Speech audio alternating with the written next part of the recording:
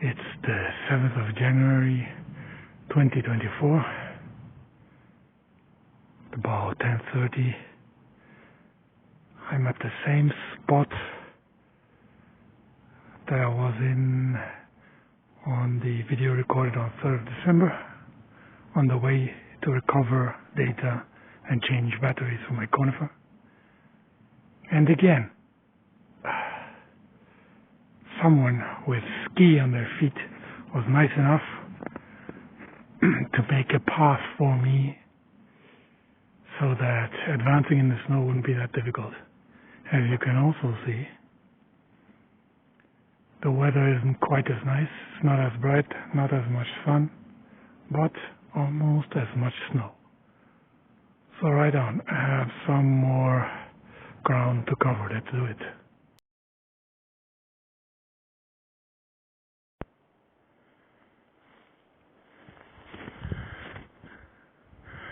Coming up to one of my favorite spots on the way up here is a group of bay trees, snow covered as everything right now,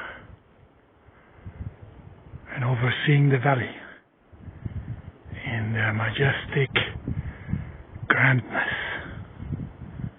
Okay, enough poetry, let's go on.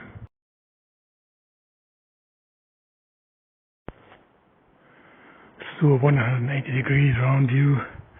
This is the valley, sweeping. This is the path I'm going to follow.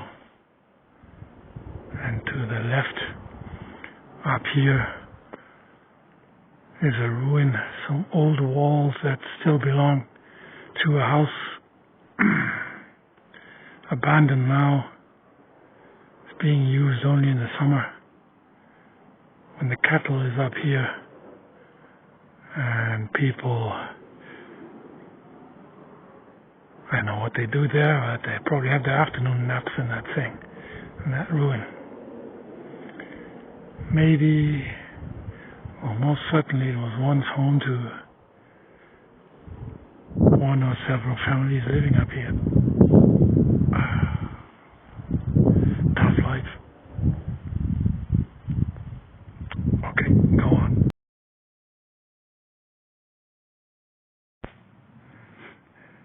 And here we have a second group overseeing the valley.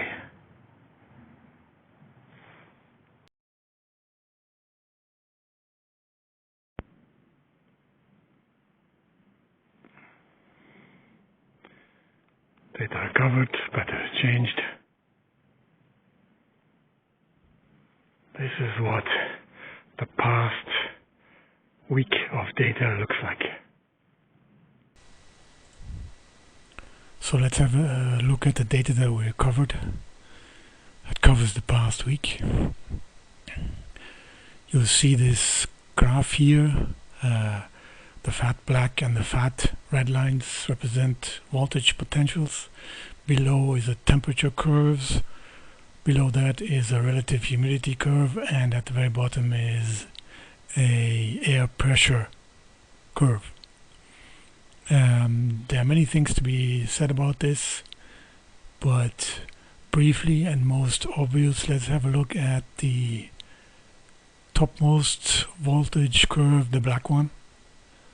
And to the very left at the beginning, you see this steep rise, then a bit of a drop, then a steep rise again, and then a gradual decay up into the next day. And then on the second day of recording, during approximately midday time, we have another couple of steep rises and drops. Now,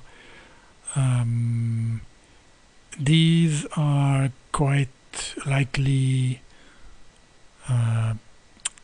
voltage spikes that travel through the entire plant, and the plant uses as a messaging mechanism to inform different parts of its body of what's going on. In this case, I'm guessing, because I haven't done the proper analysis, I'm just guessing from looking at this, these spikes could be due to the onset of daylight, of higher temperatures and direct solar irradiation on the conifer.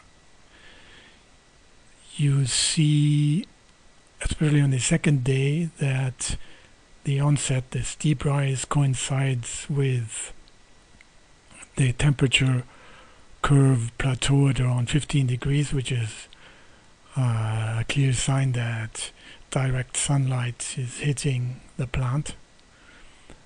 And these spikes continue all the way until the sunrise stops, probably early afternoon, something like that. That's obviously not true for the third day and the fourth day and the fifth day, when from the temperature, because we also can see that there are considerable rises in temperature and therefore incidence of direct solar radiation.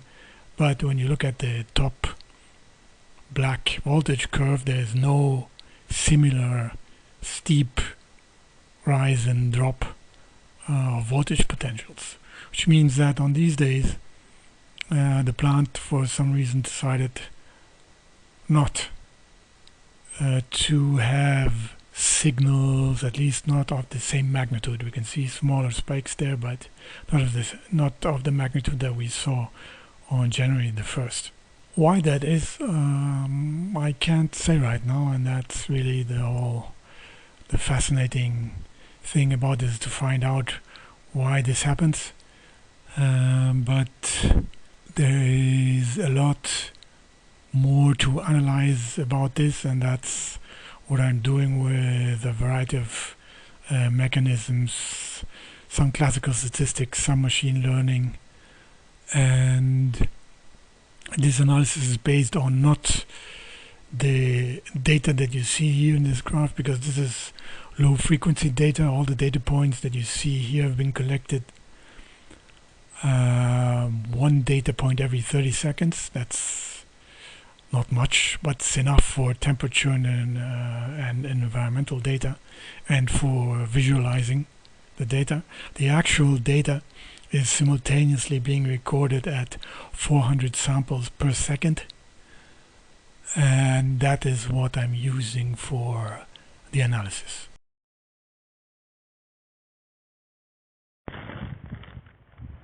So I'm seeing a lot of deer tracks here. Not sure they come out very well, but also on the way up here. And it's not unusual to see them in the winter, but that many I haven't seen before. Maybe the mild weather, maybe the fact that some of the roads I've been following were cleared a couple of days ago by a snowplow, exposed some ground, and the deer took advantage of nibbling on some vegetation, exposed vegetation. But that's just guessing. Anyway, I'm not alone out here.